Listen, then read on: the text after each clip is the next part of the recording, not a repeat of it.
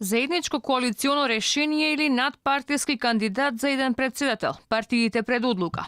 Ја напуштали СДСМ идејата за консензуален председател по изјавата на подпредседателот на владеачката партија Мухамед Зекири за Клан ТВ, дека тие ќе имаат свој кандидат со кој ќе излезат на председателски избори.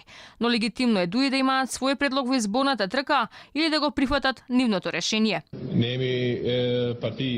Ние сме независна партија и предводник на централната власт и секако органите на нашата партија ќе ги назначат можните кандидати. Легитимно во ова ќе биде и ако ДУИ може да излезе со свој кандидат. Тие можат да излезат со свој кандидат или да го поддржат кандидатот на владината коалиција.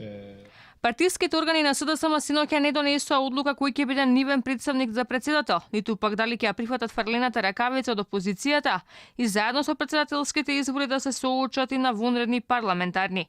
Генералниот секретар Кирацовски синоќа индиректно ги потврди информациите кои ги објавуваше Алфа, дека постои несогласување помеѓу таборите на Заев и Шекеринска, велејќи дека има различни мислења околу настапот на изборите, правдајќи се дека биле демократска партија. Одлуката за дали СДСМ ќе оди истовремено на председателски и предвремени парламентарни избори ќе се донесе најверојатно следната недела. Ние ги зедовме предвид сите клучни аспекти кои што беа запазени за време на дискусиите на членовите на Централниот одбор, меѓутоа во сите од нив провејуваше една клучна цел, која што е остварлива и евидентна за сите нас. На следните избори, независно дали тоа ќе бидат председателски или заедно со предвремени парламентарни, СДСМ ќе биде победничка партија. Опозицијата пак својот кандидат за врховен командант на државата ќе го избере на партиската конвенција за 16 февруари во Струга.